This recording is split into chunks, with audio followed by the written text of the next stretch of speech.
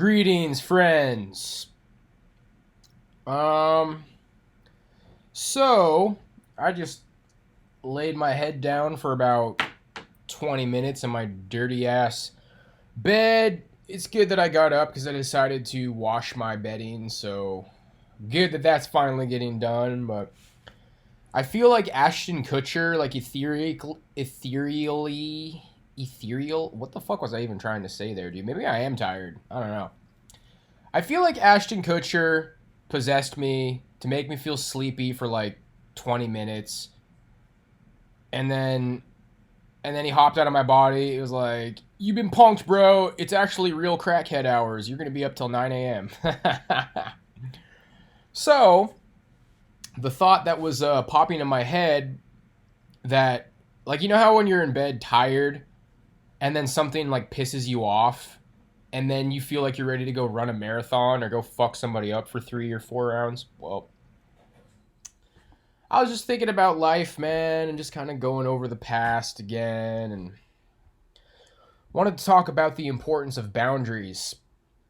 And this topic is so crucial for young men. I mean, like, young men. I'm a 30-year-old man.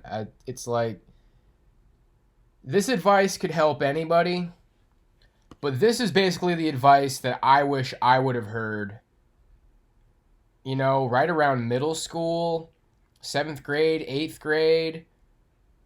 I mean, when it really would have counted was for high school. So when you're starting off your freshman year of high school, this is when this advice is just so critical. And I feel like unless I get something that resembles some sort of a ending credit scene in a happy-go-lucky movie ending, I'm just going to be tossing over these same years of my life over and over and over, man, as I'm sure many other men do. And it's about having boundaries. And I think it really comes from a balance, because I always kind of say out of resentment that, like, if I could go back, I would isolate myself, tell all my friends to fuck off, just play drums all the time, work on music, work on my rap. Like, I mean, I don't know if it would have helped me to get knowledge that I didn't have back then. You know, I just didn't. It took me years and years and years to even understand, like, how to have good production or how to be talented, basically. But I tell people I would have told all my friends to go fuck themselves. And I'd put all that extra time into drumming. I'd get good grades. I wouldn't get into pot or drinking or partying. And I would just really try to maximize that time in high school. And then from there, like, as far as like trying to do better with women back in time, I would go for the whole mysterious guy thing. But I don't think that's the plan. I think that sounds like a good plan when you're angry, but it's more of a compromise between what I did and what I'm saying I would do there. And it's, you keep your friends, you keep a social life, but you just don't go out all the time. You don't have that fear. And it sounds very goofy to vocalize it, but I think it's good to just be transparent here. You feel like if you don't go out this particular Friday night, that you're gonna die alone, you're missing out, and somebody's getting laid with that girl and you're not, and somebody's gonna meet the girl you want to meet and you're not, you know? Like, if I don't go out tonight, all the girls that I like are gonna get fucked by other guys. That's kind of that fear that young men have that's very difficult to avoid. It is very difficult for young men to avoid the groupthink mentality. But what it comes down to is that I didn't like being home. I didn't get along with my parents. So for me, it was like, as soon as I got home, I get all antsy. It's like, what's everybody doing? What's everybody doing? And mind you, granted, I didn't start smoking weed and drinking until my junior year of high school. So, freshman year, sophomore year, I felt like my life was building towards something positive, but I was never really getting there. And then junior and senior year, things started to get really negative, really fucking quick, man. I started smoking weed, started drinking. I get in with this party crowd. I start showing up to the parties, and these guys are all fucking degenerates. They've been partying since they're in like 6th grade, 7th grade, and 8th grade. So I had to get my tolerance up drinking, caused for a couple of embarrassing nights at parties. I fucking sucked at being high. Um, I'd want to be high all the time, but then it made me like really socially awkward. And I think one of my friends kind of said it. One of my Kodiak friends, when he came to visit in Boston, he was just like, bro, anytime I'm smoking weed, man, I do not want to talk to girls. It does not put you in that mindset, bro. You got to stay away from weed when you're at social functions. I agree with that. Because, when you're at the parties, there's the crew who wanted to go off and smoke weed. And then there's the people who are, like, actually in the social part of the party. Not that I didn't have fun, smoking with my stoner buddies, but the guys who were doing well socially were either, like, good at smoking weed or they were focusing on getting drunk. This all sounds fucking ridiculous. I know, but if there's any like 12-year-old boys listening to this, I know this sounds ridiculous, but I unironically want young men to hear this, man, because, yeah, if you're going to college, this could help, but you know what, guys, when you're my age, I mean, how many fucking levels of over is it?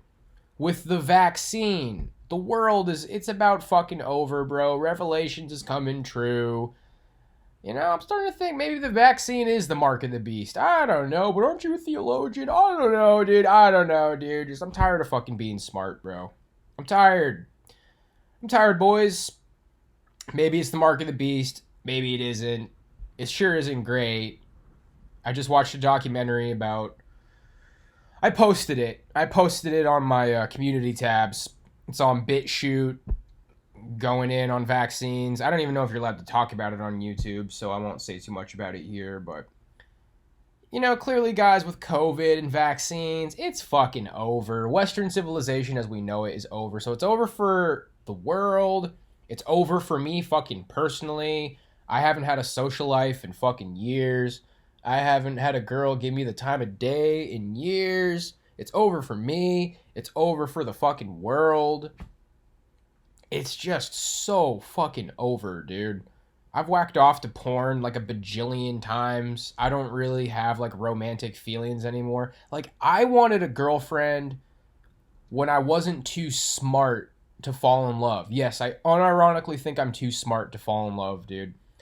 And I think probably the realest love can be is when women are younger. I feel like women maybe are more genuinely attracted to men when they're younger.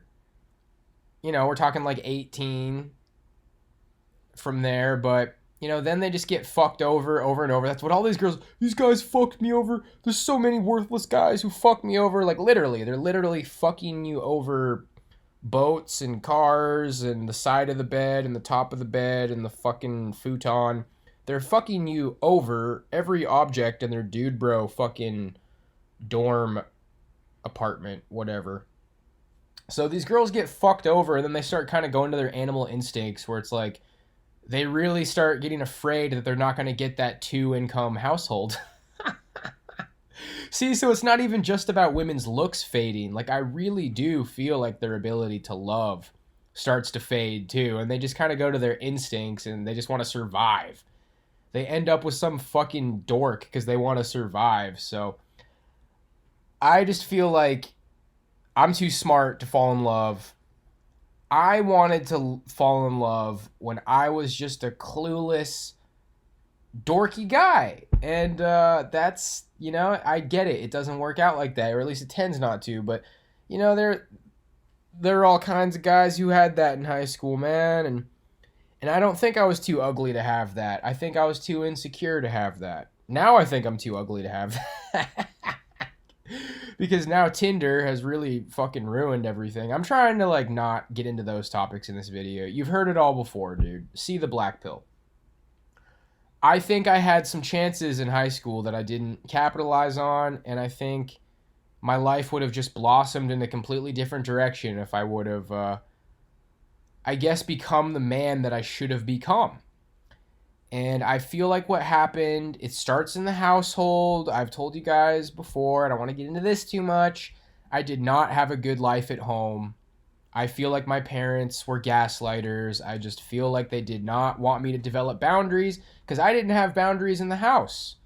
I get punished for having boundaries. So, I don't have boundaries and I don't want to be at home. So what happens when you don't want to be at home? Because it's like this option. It's like a get out of jail free card. It's like, oh, you know what? You guys are being fucking stupid. I'm going to go to my dope ass bedroom and sip on some Gatorade or a Red Bull at night, because I used to be that fucking stupid in high school, and play my sick ass video games. Like, man, I just did not like being alone back then. I feel like I had some comfy designated alone time. Like, really good memories for me was my freshman year. Every night I would watch Jay Leno, passively, doing other stuff on my laptop. Then I'd watch Conan O'Brien. I really enjoyed Conan O'Brien.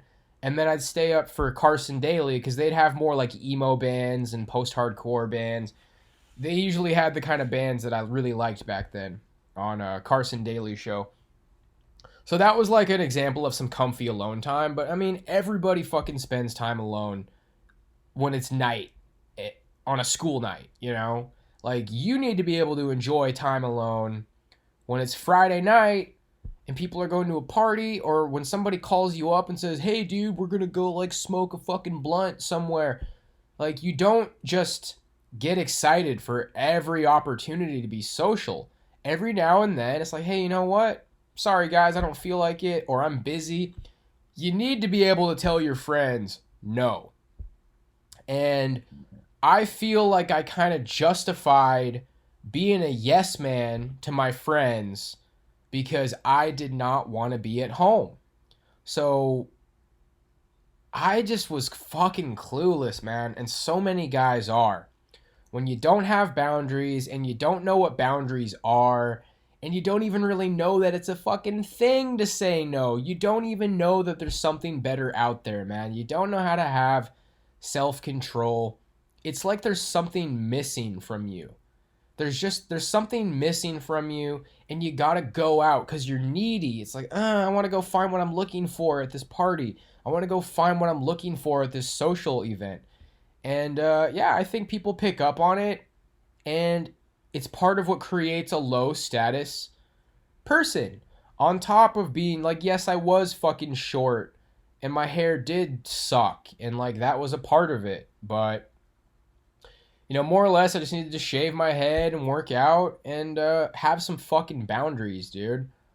And I just didn't have boundaries. And what happens when you don't have boundaries is that I think it brings out a really nasty nature in a lot of people because they subconsciously pick up on the fact that you're a yes man and they start shit testing you. You see, I think everybody uses shit tests, not just women. Men use shit tests. Your friends start to see what they can get you to do. Like, you're going to do favors for them. Does it even occur to you that you can fucking say no? Like, does it occur to you that, like, you're capable of having boundaries?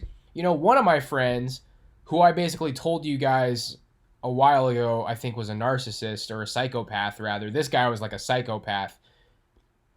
He would knock on my door, and if I didn't answer the door, he would start fucking looking for me in my house. Like, he would open the fucking door and come in the house, like, calling for me.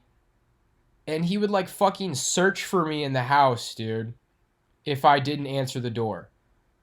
And it's like, that was a shit test where it's like, hey, man, if I don't answer the door, fuck off. But it's just kind of this funny thing, like, we're such good friends, bro. We're such good friends, dude. I know that I'm welcome in your house.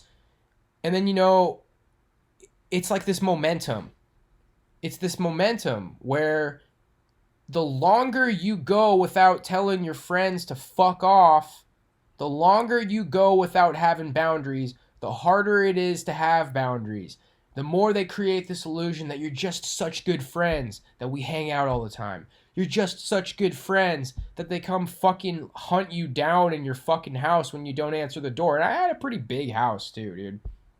I mean, the funny thing about our house is like there was no soundproofing at all. You could hear fucking everything, which I feel like fueled my parents' like narcissistic eavesdropping. You could fucking hear everything in that house, dude. When my parents had arguments downstairs, me and my friends were upstairs in my room cringing, and my friend would be like, "Should I like go home, dude? My mom and dad said I'm supposed to call them to pick me up and pretend I'm sick if parents are like if your dad hits your does your dad hit your mom?"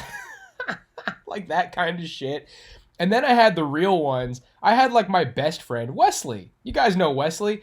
Wesley was just like, oh yeah, dude, my parents fight, your parents fight. Fuck it. Let's play Legos. Let's play Bionicles. Like, I had the real ones who just, fuck it, dude, your parents fight. We both come from broken homes. Like, it is what it is. But anyway, it's like quicksand, bro. And was he a narcissist? Were they psychopaths? Who's a narcissist? That's not really a narcissist. You don't know anything about psychology. You know what, dude? They were what they fucking were. It was what it was. They did what they did. I'm not really concerned with trying to label it something. They were manipulative. They're trying to like needle their way into your life, and they're kind of trying to separate you from your parents, dude. It's like some cult leader shit. It's like, oh, I talk shit about my parents to them, and they talk shit about their parents to me, but ultimately they have better boundaries than I do. And interestingly enough, this one guy I'm thinking of, Mr. fucking hunt me down at my house, he hated his parents too, dude. So it's not like he's some completely fucking dominant, like, controlling everybody with a suit. I mean, he was fucking fat, and he was single for a long time too. But yeah, he ended up having girlfriends, and I didn't, and I mean, he just had more of like I'm like an empath, which comes off as weakness, especially in these young developmental years. And he was like this psychopath. Yeah, I'm going to go ahead and use the labels again. He's like this psychopath who he had problems too, but ultimately just not dancing around it. It was more dominant. He has more of a dominant, confident personality. The way he's wired, I don't even think he understood, like, or he probably was insecure, but the way it manifests is just more offensive and aggressive, where my insecurity was just more beta and defeatist. And a lot of it was I was shy, and weed fueled my shyness and my awkwardness and my anxiousness. But I feel like it went on for years, man. Really, ever since like middle school. I had some friend who lived in like, I mean, his house was fine. He used to live in a trailer. I don't know why that fucking matters, whether or not they live in a trailer. He lived in like a townhouse. Like after he moved out of his trailer to a townhouse, I started spending the night at his house a lot. A lot of people would. We wanted to spend the night at his house because there was no fucking rules over there. And I got to admit, like, all kinds of good memories over there, dude. Staying up all night, playing Super Smash Brothers. We'd walk to Walmart and we'd all get fucking our own 2 liters of soda, pig out on soda and candy and treats and watch movies and play video games. I mean, we had all kinds of good times over there, dude. But, he's a little bit older than me. He was bigger than me. Everybody was fucking bigger than me, dude.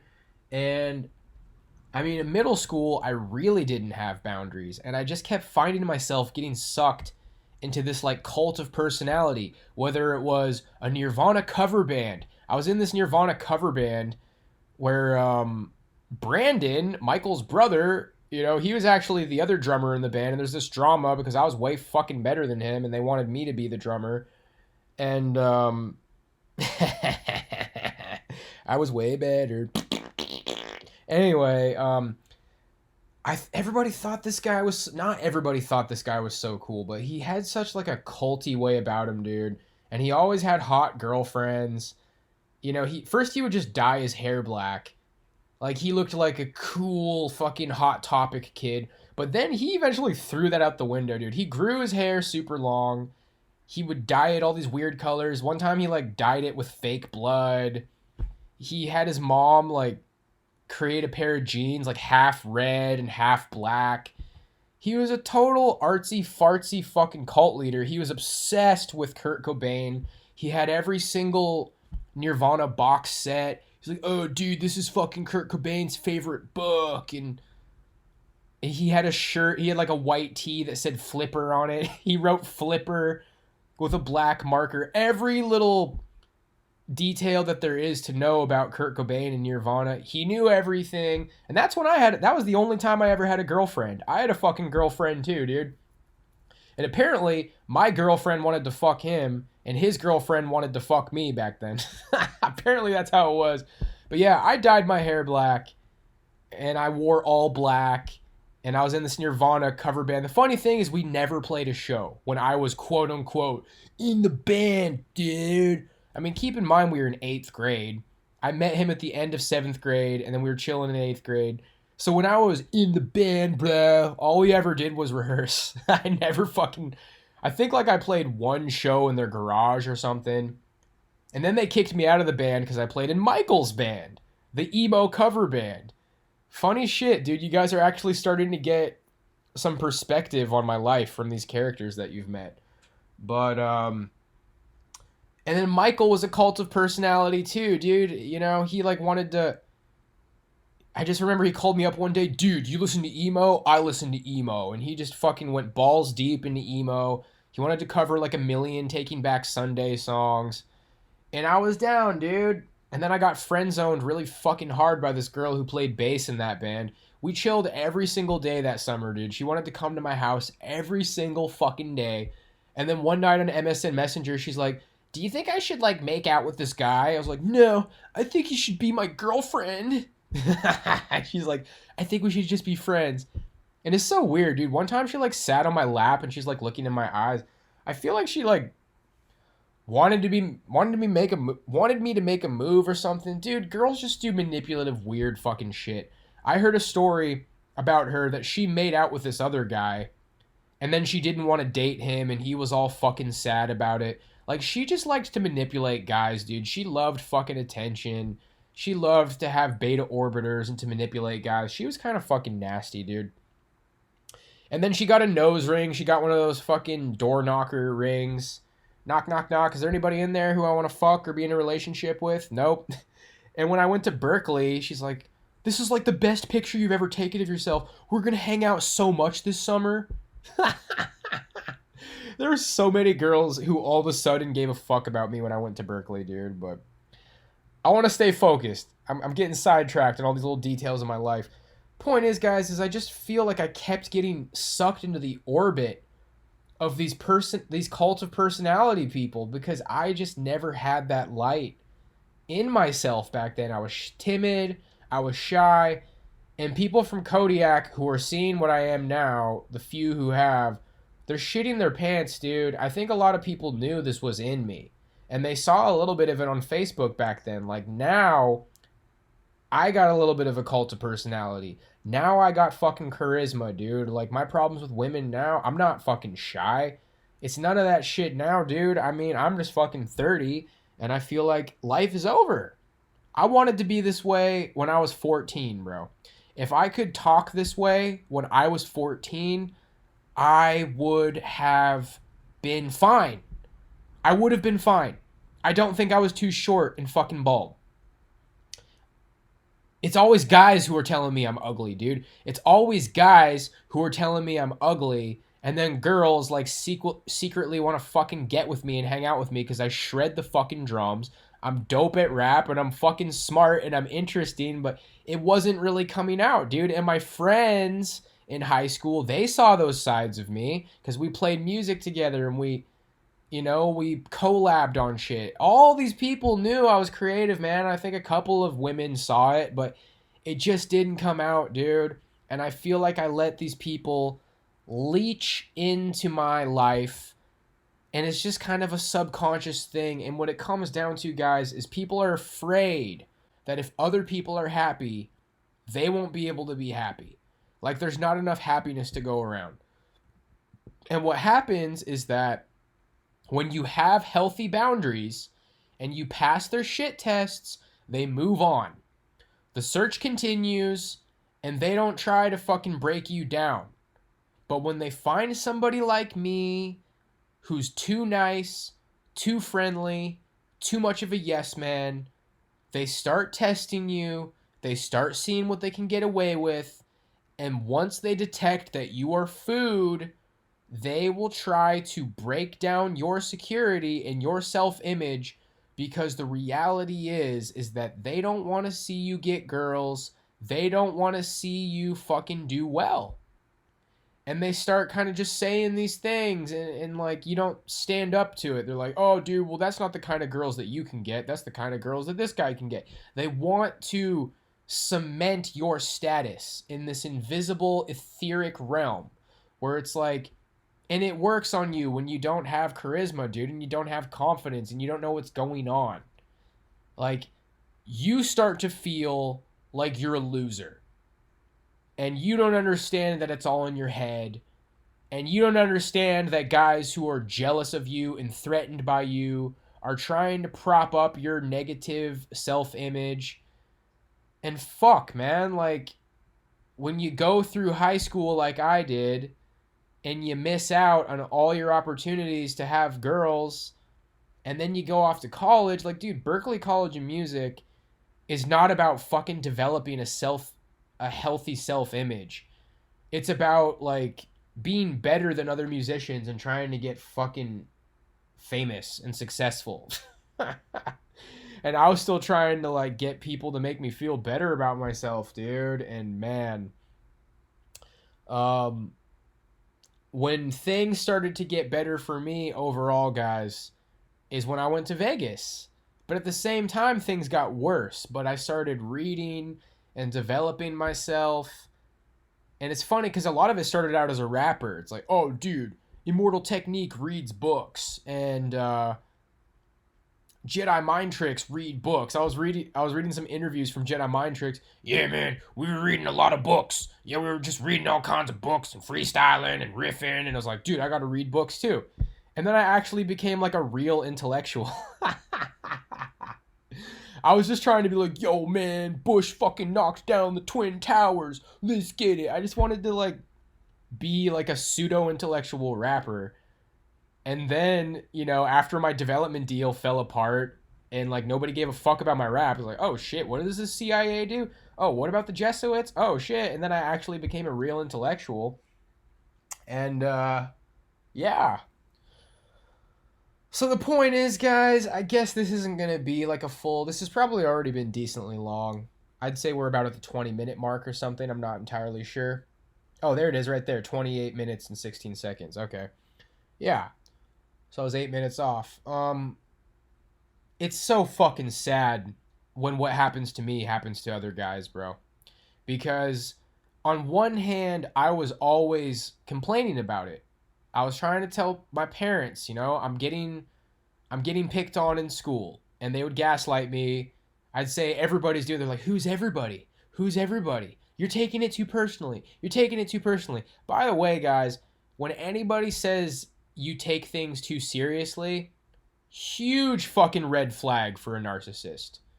Like, when your friends say you take things too seriously, that's what Wesley said to me in my chat. And I think it was him. You take things too seriously, dude. That is a fucking shiny red flag of a narcissist.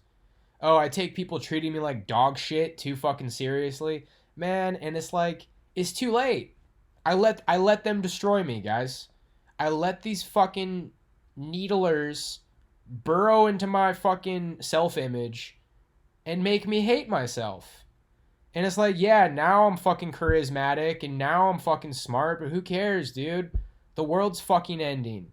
I'm completely desensitized by porn. I don't even think I fucking care anymore. And people joke about my You know, does my dick work? Find out next time on Reform Stoic Ball Z.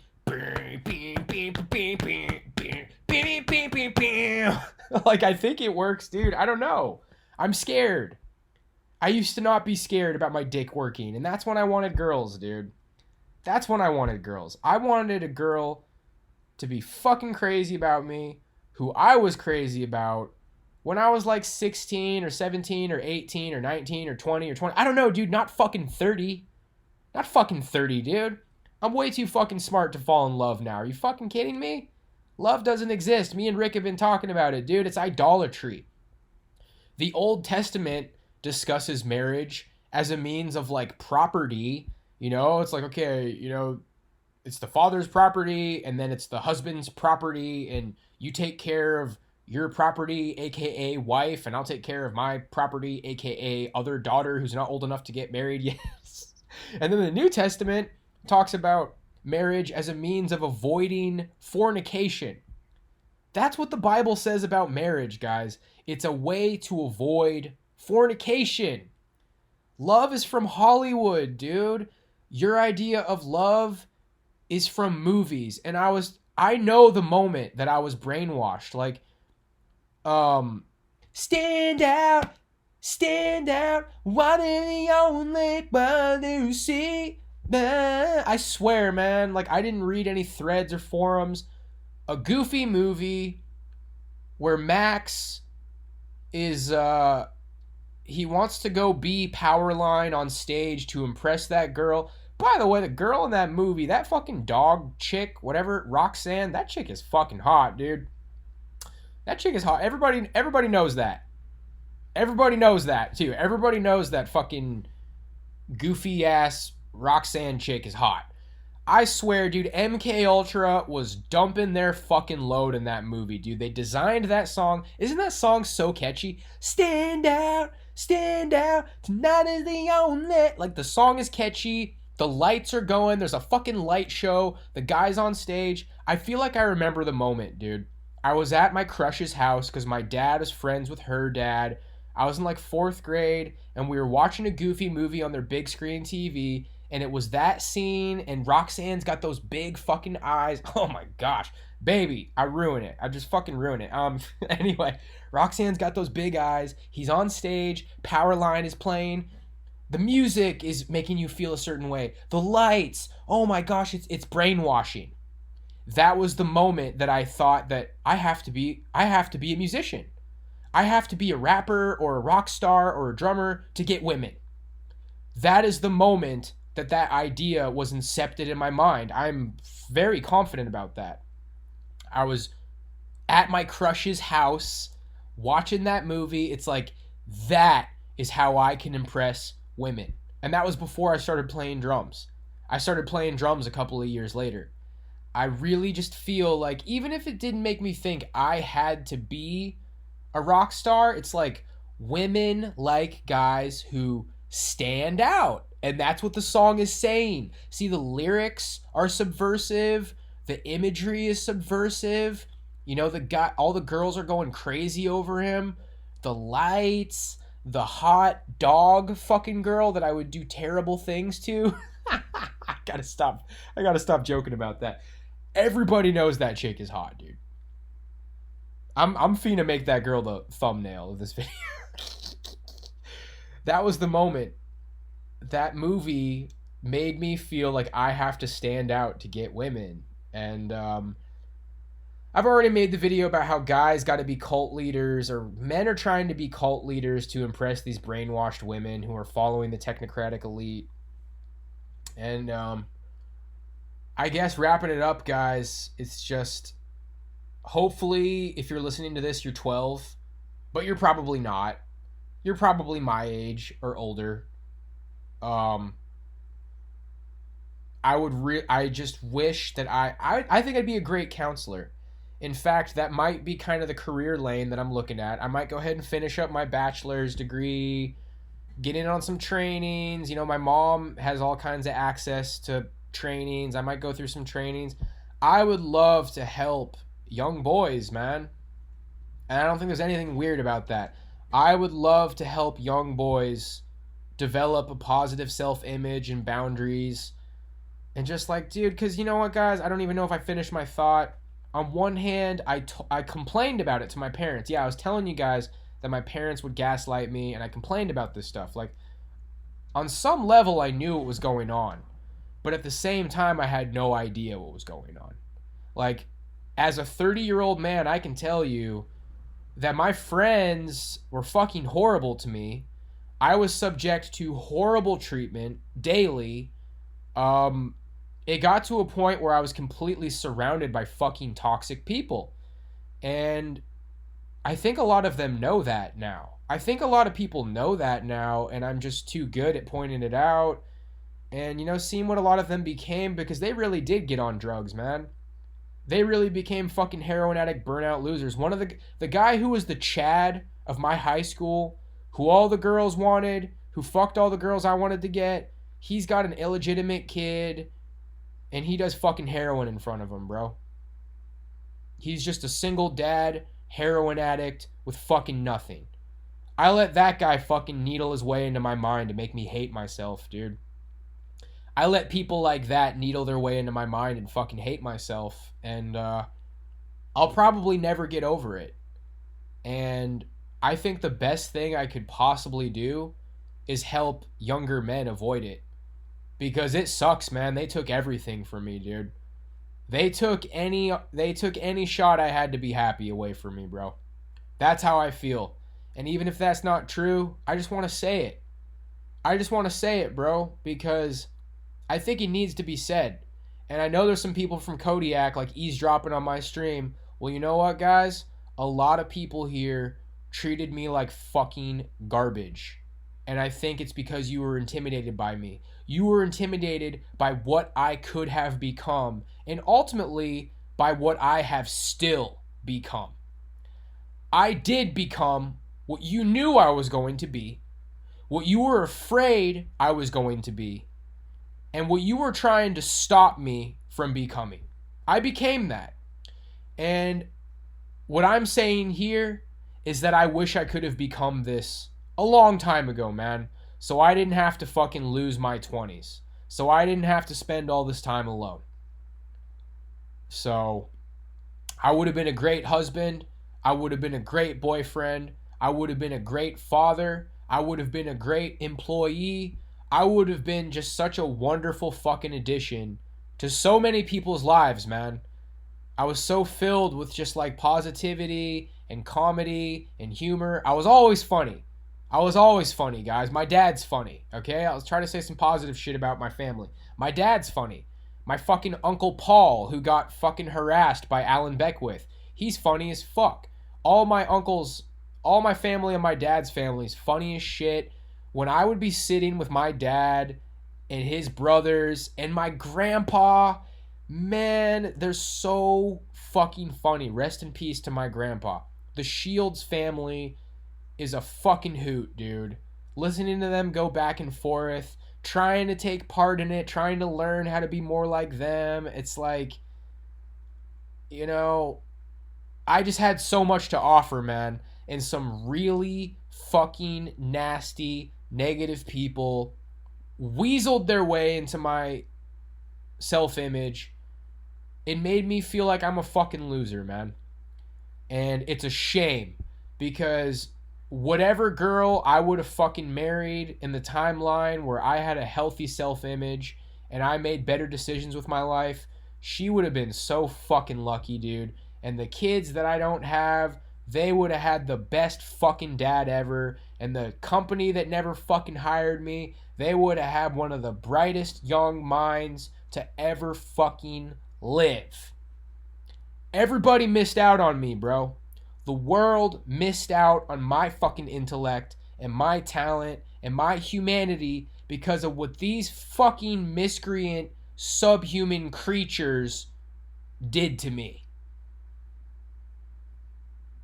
And not like it's my choice, but I hope you guys burn in fucking hell. And, you know, last I heard, none of you were Christians, so I might just get my wish. Having said all of that, if you don't want to go to hell, you get on your hands and knees and you beg for forgiveness to Jesus Christ and God for what you did to me and to everybody else. You beg for fucking forgiveness. And you know what? If any of you guys want to send me an apology, I'm ready to fucking hear it, dude. I've been waiting for an apology my entire fucking life. And when I was playing that show out the road, I was fucking killing it, dude. I got to play a drum solo. Man, it was probably the best drum solo I ever fucking played in my life. I fucking killed it. I fucking killed it, dude. Even when I played that other show where I didn't get paid and I didn't talk to anybody, I killed that fucking show too, dude. I killed it. This guy's girlfriend came up to me and said, she had this kind of like, I don't know what the word is, dude. Like, let me try to recreate the tone. She's like, "You're looking really good, Jake." Something like that. This guy's girlfriend, she was a total Stacy. She's like this Asian Stacy chick who was with all the fucking cool kids. She knows people treated me like garbage. She knows people fucking talk shit about me. "You're looking really good, Jake." People know. People here fucking know that people treated me like garbage, man. And that's just not who I am anymore. The little timid, insecure guy that I used to be, y'all know that's not who I am anymore. And I want to stand up for the version of myself, man. I wish I could go back in time to when you guys were fucking treating me like garbage and just knock the fucking shit out of you, dude. I wish I could just knock the fucking shit out of you, man. Not now. I'm not saying I couldn't now. There's some people here who are way bigger than me, guys. I'm not a fucking UFC fighter, but I'm just saying, dude. I deserved better. And I'm trying so hard to build my character that I don't want to say this stuff. But it needs to be said once. People here treated me like fucking garbage, and it's because you know that I was better than you, man. You know that I had stuff inside of me that you didn't. I had it back then, and you know what? I still became what you guys didn't want me to be. Here it is. Man, I'm taking down Intrepid Corp. Look at Lance's fucking Twitter. Look at the video that just came out of the mailman Lance morphing to Lance Cottrell. We fucking got him. I took down Intrepid Corp, baby.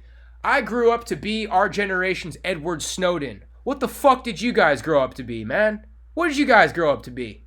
A bunch of burnout fucking heroin addicts. You guys should get on your fucking hands and knees and cry and beg God for forgiveness and accept Jesus Christ as your Lord and Savior right now. And that's the only fucking nice thing I gotta say to you guys. That's the only nice thing I gotta say to you guys. And to wrap it up, who exactly is you guys? If the boot fits, wear it. Michael Johnson. And it wasn't even you.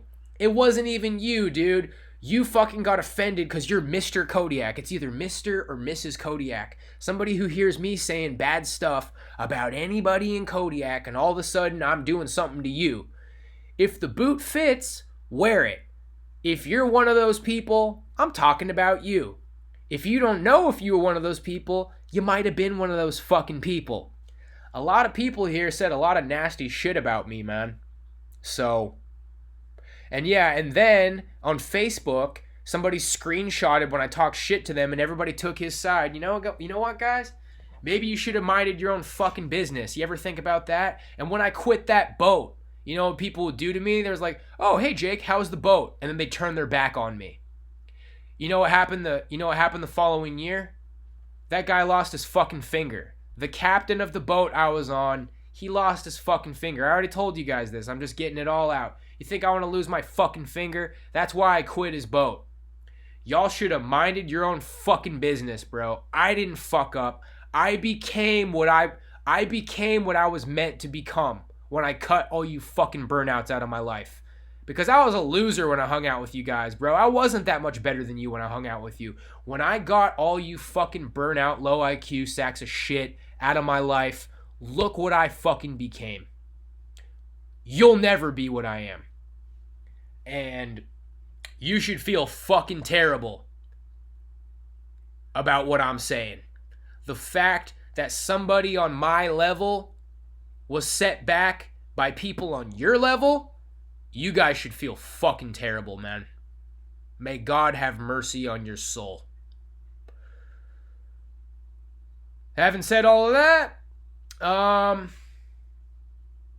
I think God's still got a plan for me, man, and I don't think it's for me to get fucking kidnapped and tortured and killed. I don't think it's for me to die. I think it's for me to fucking take on Intrepid and for me to be in the news and for me to be interviewed on television. I'm taking him down, boys.